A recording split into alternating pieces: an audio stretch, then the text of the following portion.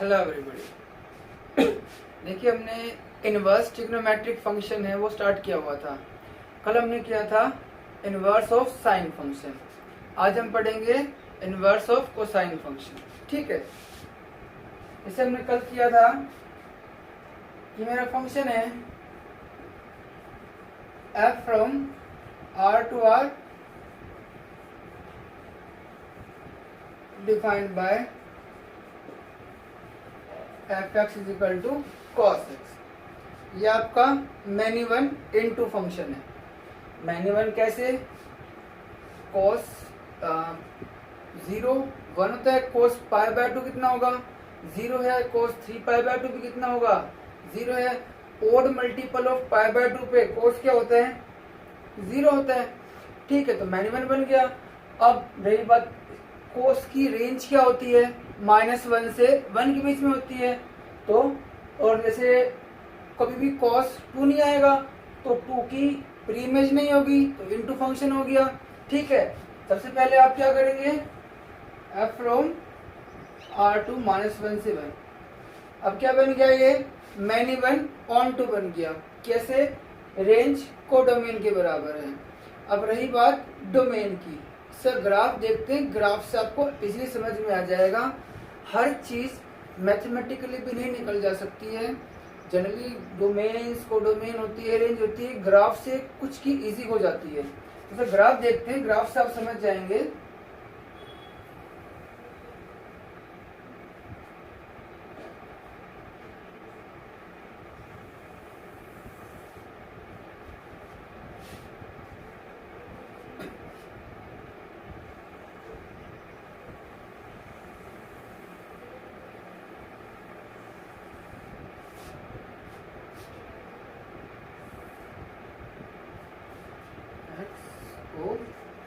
X dash y O y dash, ये आपका हो गया पाई से 0 minus pi 0 minus pi by 2 0 pi by 2 0 0,1 और 0,-1। ये इसका ग्राफ होता है कोसाइन का। अब देखिए, अगर आप इंटरवल लेते हैं 0 से पाई, ठीक है, 0 से पाई, सॉरी, ये आपका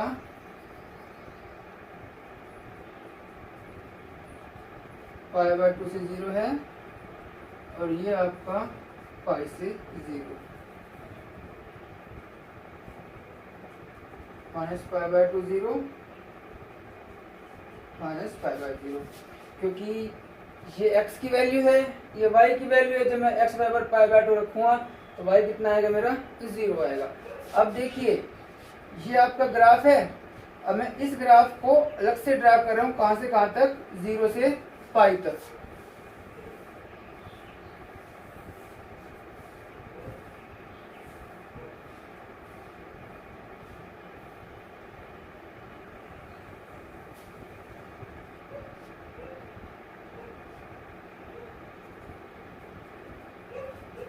ये पाई से ये आपका ऑरिजिन है।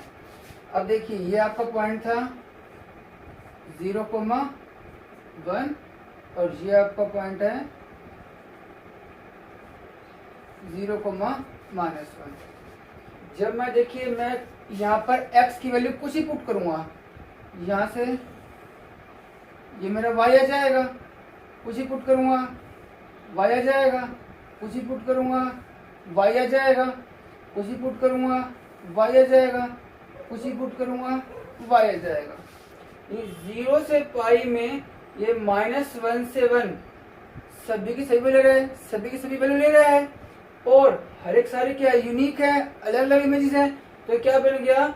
0 से पाई टू -1 to 1, यानी f 0 से पाई टू -1 to 1 1 1 में बन गया, ऑन टू बन गया, इन्वर्टिबल हो गया। तो इसका इनवर्स एग्जिस्ट कर जाएगा।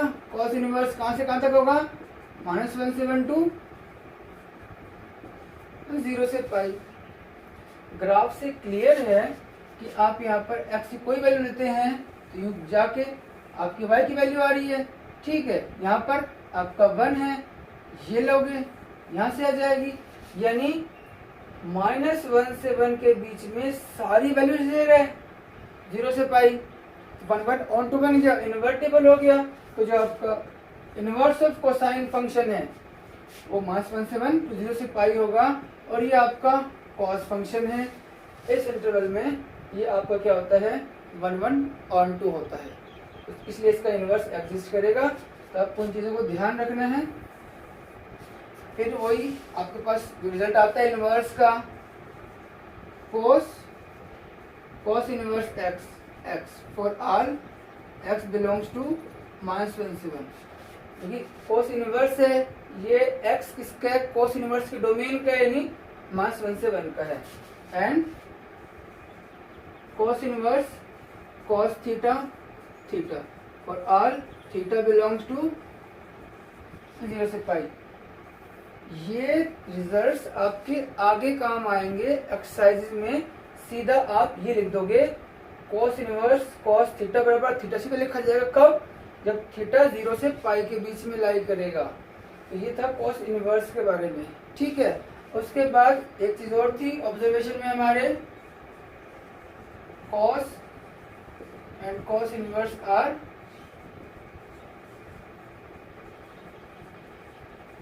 Decreasing functions. हम आगे जाके पढ़ेंगे इंक्रीजिंग और डिक्रीजिंग फंक्शंस में क्या होते हैं। मैंने कल भी बताया था, जैसे जैसे x इंक्रीजिंग में क्या था, जैसे जैसे x की वैल्यू बढ़ेगी fx की वैल्यू बढ़ेगी, यह ग्राफ अबाव जाएगा, अपवर्ड में जाएगा। और डिक्रीजिंग में लो नहीं जाता, देखो यहाँ था तो यहाँ आया, थोड़ा और नीचे आ गया, यहाँ था और नीचे आ गया और नीचे आ गया। जैसे जैसे मैं x की वैल्यू बढ़ा रहा हूँ, जो आपकी fx की वैल्यू है वो कम हो रही है, आपका ग्राफ नीचे की तरफ आ रहा है। दोनों क्या है, डिक्रीजिंग फंक्शन है इन देयर डोमेन्स। दोनों डिक्रीजिंग फंक्शन है इन देयर रिस्पेक्टिव डोमेन्स, ठीक है। उसके बाद cos इनवर्स की मैक्सिमम मिनिमम वैल्यू तो क्या है 0, और मैक्सिमम वैल्यू क्या होगी, पाई होगी, ठीक है। और 0 1 पे अटेंड करेगा और ये -1 पे अटेंड करेगा, क्योंकि डिक्रीजिंग फंक्शन है हमेशा उल्टा होता है। मैं आपको बता देता हूँ डिक्रीजिंग फंक्शन की डेफिनेशन क्या होती है। अगर x1 लेस देन x2 है तो cos x1 greater than cos x2 होगा। अगर x1 छोटा है x2 से, अगर आप ग्राफ में भी देखेंगे, मान लीजिए ये आपका x1 है, ये आपका x2 है, छोटा है लेकिन cos x1 ज्यादा है cos x2 से, ये आपका हो गया cos x2, ये हो गया cos x1। तो जब आप डिफरेंशिएशन करते हैं, जब वहां पर इनवर्स लगाते हैं तो साइन अपने आप चेंज हो जाएगा। आपके सामने भी है, x1 छोटा है x2 से, cos x1 बड़ा है cos x2 से। तो ये होता है डिक्रीजिंग फंक्शन का। तो ये था आपका inverse of cosine functions.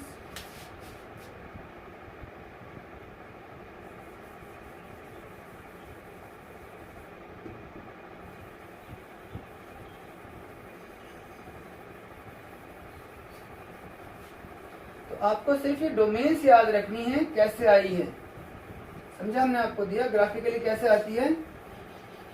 Board के एग्जाम्स में जरूरत नहीं होती है कैसे आई, आपको पता होना चाहिए बस कॉस इनवर्स की डोमेन रेंज क्या होती है, क्योंकि ये आपके फिर आगे डिफरेंशिएशन में भी आता है। इनवर्स का हर जगह है, इंटीग्रेशन में भी है। तो उसमें कुछ क्वेश्चंस करेंगे।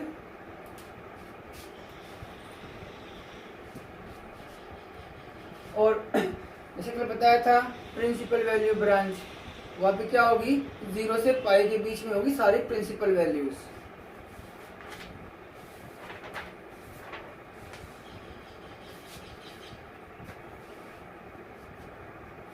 जैसे क्वेश्चन है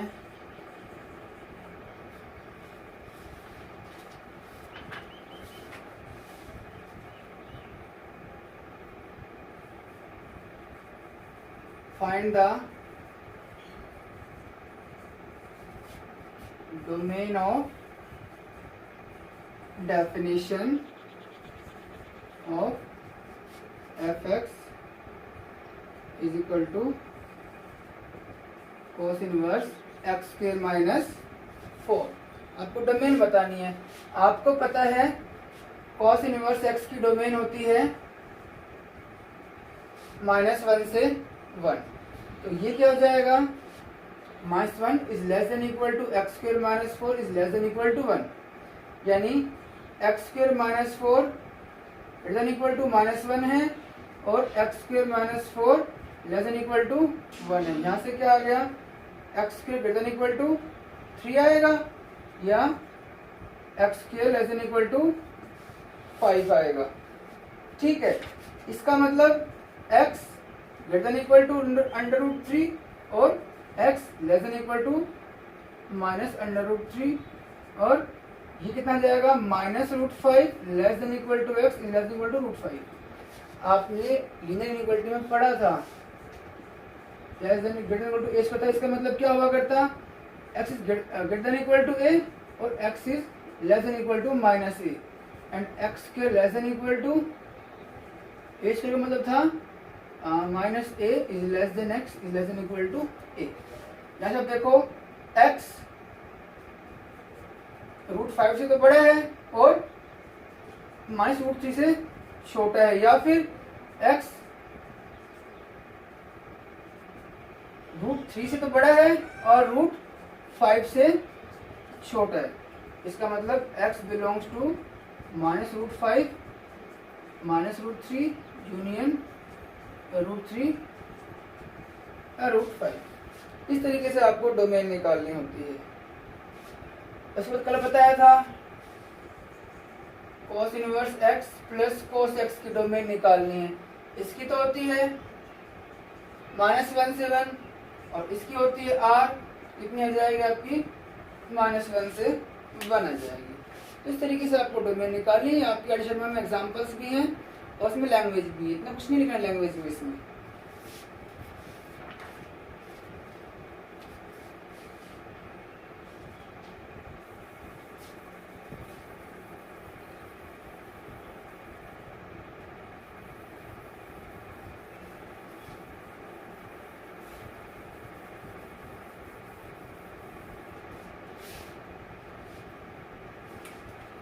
कुछ और क्वेश्चन देखते हैं हम।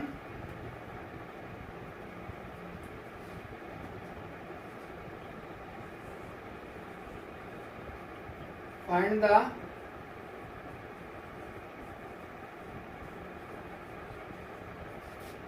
Principal value of each of the following. First one cos inverse -√3/2। कर चुके हैं सभी क्वेश्चन। Select cos inverse -√3/2 theta. Theta इसने पूछी है प्रिंसिपल वैल्यू, और जो हमारी होती है प्रिंसिपल वैल्यू ब्रांच, वो क्या होती है, cos की 0 से पाई होती है। ठीक है, इसका मतलब cos theta is equal to -√3/2। √3/2 किस पे होता है, cos 30 और sin 60 बराबर होते हैं, यानी -cos π/6। अब ध्यान रखना, जब हमने साइन किया था तब हम वहां लिया करते अंदर, क्योंकि साइन ऑफ -थीटा -sin थीटा होता है, बट कोस के केस में ऐसा नहीं होता है। कोस में कोस ऑफ -थीटा तो आपका cos थीटा ही होता है। जब भी आपके पास इस तरीके से क्वेश्चन आए प्रिंसिपल वैल्यूज पे, कोस और सीकेंट वाले में और शायद कॉट वाले में, आपको क्या कर देना है, हमेशा cos π-π/6, ये cos π-थीटा ऑलवेज π-थीटा ही करना है आपको, ऑलवेज cos 5π/6। और जो आपका आएगा वो इस इंटरवल में आ ही आएगा। करके देख लो, पाई बाय 6 का मतलब होता है 30 डिग्री। 30 गुना 5 150 बीच में लाई कर गया, तो इसका मतलब थीटा बराबर 5 पाई बाय 6 बिलोंग्स टू 0 से पाई। Hence principal value of sine inverse minus √3/2 is 5 pi by 6। इस तरीके से आपको क्वेश्चंस करने हैं। और देख लो भाई, cos inverse sign 4 pi by 3। Tension लेने की जरूरत नहीं है, पहले साइन 4 पाई बाय 3 की वैल्यू आप निकालेंगे। Cos inverse sine pi plus pi by 3, 4 pi by 3 होगा। साइन पाई प्लस थीटा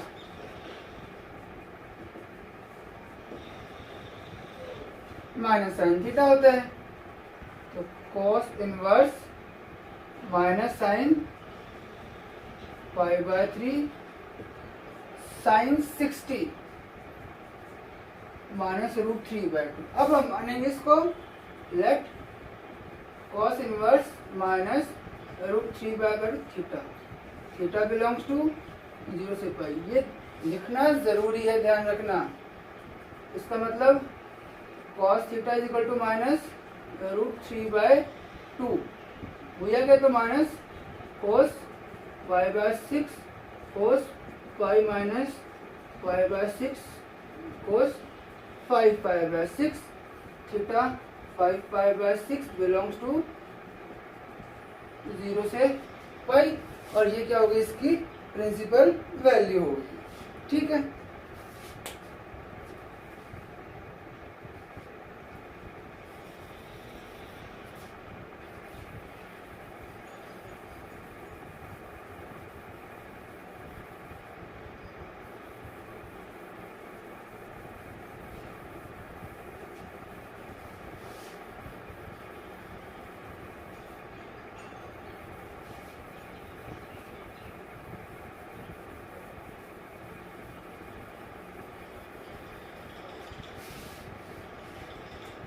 और क्वेश्चन देखिए,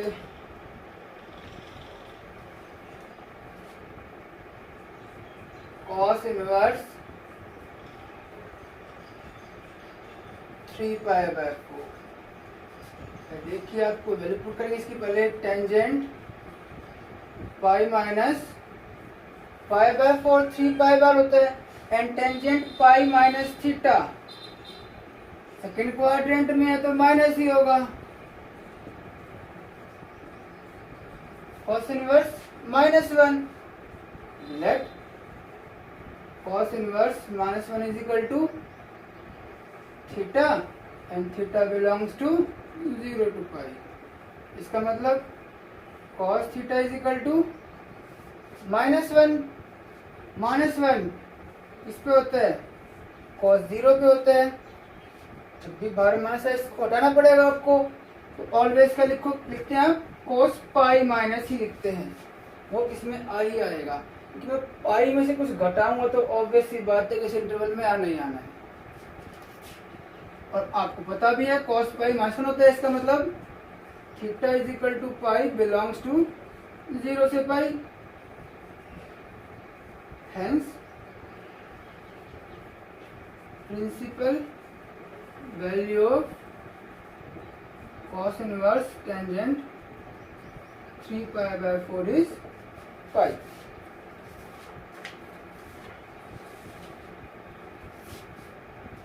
और देखिए भाई, आपको निकालना है, इसकी वैल्यू निकालनी है।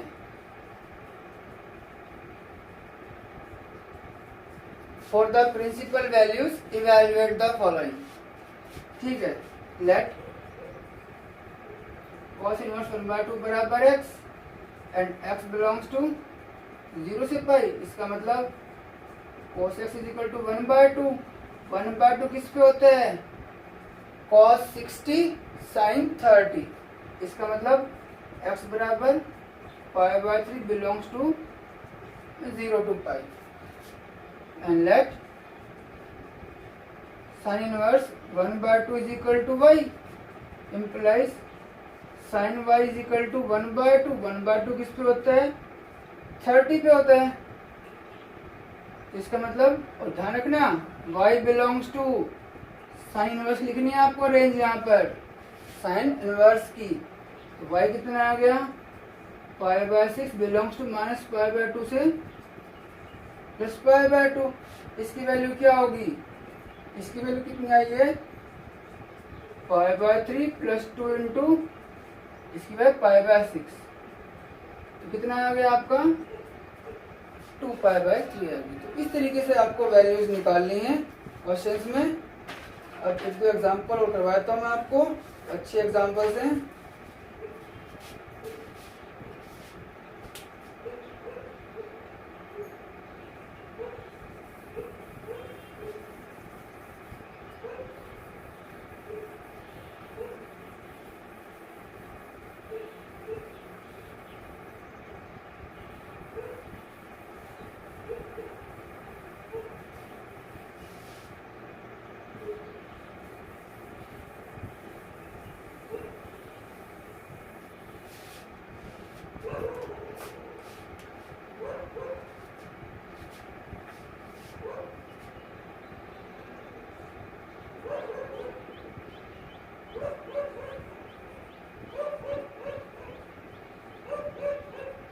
If xyz belongs to -1 to 1 such that cos inverse x, cos inverse y,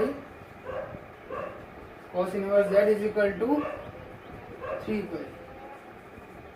Find the values of first xy, yz, zx, x, y plus z, y, z plus x और z x plus y। ठीक है। अब कभी की तरह ही आपको ये पता है सम कितना आ रहा है? 3π। वी नो दैट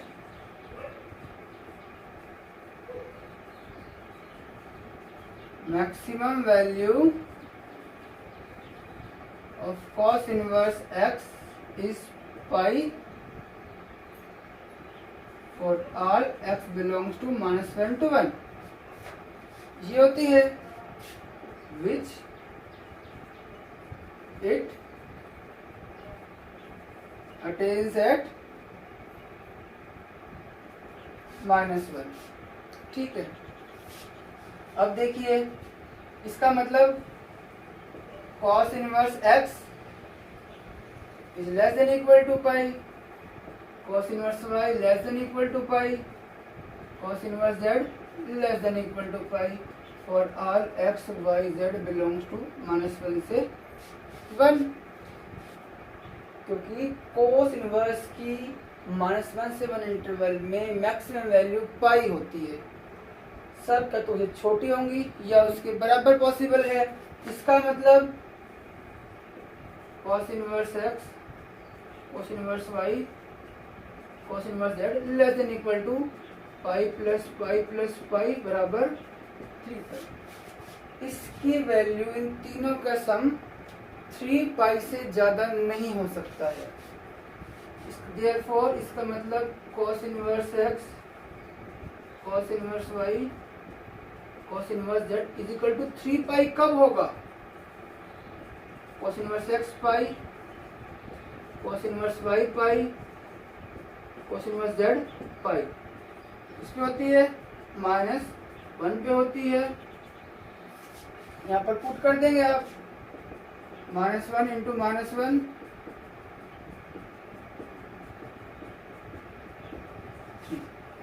अगर कोई यूँ कर देगा सर जी पाई के बराबर ही क्यों? क्योंकि मेरा इंटरवल क्या है?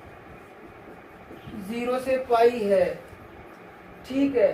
अब इतना बता दो भाई कि आप क्या मानोगे वैल्यू 0 के पाई के बीच में कि सम कितना आ जाए, 3 पाई आ जाए, वो सिर्फ पाई ही पॉसिबल है, इसलिए सभी को पाई के बराबर होना ही पड़ेगा। और अलग अलग बुक्स में अगर सोचने कई कर क्या कर देते हैं, इसमें लिख देना, इसमें लिख देंगे पाई प्लस पाई बाई सिमेट्री, सब पाई के बराबर होंगे, बट वो ठीक नहीं है। आपको बता दिया कि 0 से पाई के बीच में ही होती है, तो अब इनको पाई के बराबर होना ही पड़ेगा, कि उससे कम वैल्यू लेने पे तीनों का सम 3 पाई नहीं आएगा। तो इस तरीके से करना है, ठीक है। पुट करते यहाँ पे वैल्यू x y z -1, आपका आंसर आ जाएगा।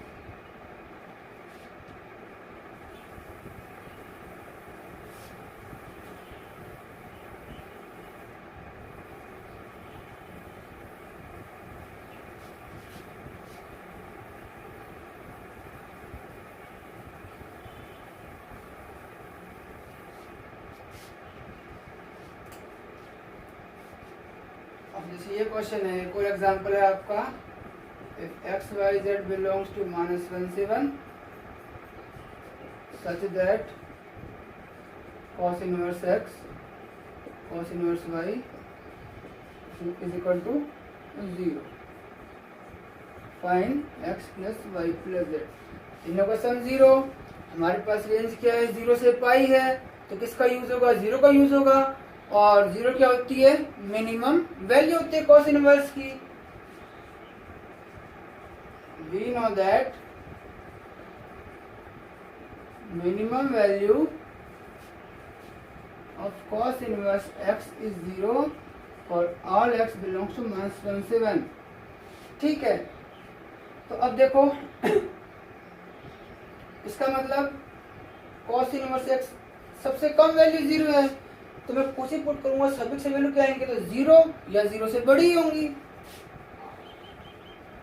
cos inverse y cos inverse z और all x y z belongs to -1 to 1, इसका मतलब cos inverse x cos inverse y cos inverse z सभी होंगी। और cos इनवर्स y 0 कब होगा, cos इनवर्स x भी 0 हो, cos इनवर्स y भी 0 हो, cos इनवर्स z भी 0 हो, ठीक है, ये आपके होंगे। अब देखो मैंने बताया था आपको, अब देखो मेरा इंटरवल क्या था, 0 से पाई था। अब यहाँ पर कोई नेगेटिव तो है नहीं, जो मैं लूंगा सभी क्या होना पड़ेगा, 0 के बराबर होना पड़ेगा। भाई मान लो यहाँ अगर नेगेटिव भी आता तब भी मैं मान लेता कि भाई कुछ एस्पेक्ट होके सारे के पॉजिटिव हैं, ये तो पॉसिबल कब है, तब सभी 0 हो। इसका मतलब x कितना हो गया 1, y कितना हो गया 1, z 1, ठीक है। इसका मतलब वैल्यू कितनी आ गई, 3 आ गई। तो ये था इनवर्स ऑफ कोसाइन फंक्शंस के बारे में। अब नेक्स्ट हम पढ़ेंगे इनवर्स ऑफ टेंजेंट में, नेक्स्ट लेक्चर में पढ़ेंगे। और शेयर करके आप किसी की हेल्प भी कर सकते हैं, जो बच्चों के पास नहीं है, सभी स्कूल्स में अवेलेबल तो नहीं है, तो शेयर कर लीजिए। Thank you and have a nice day, stay home, stay safe.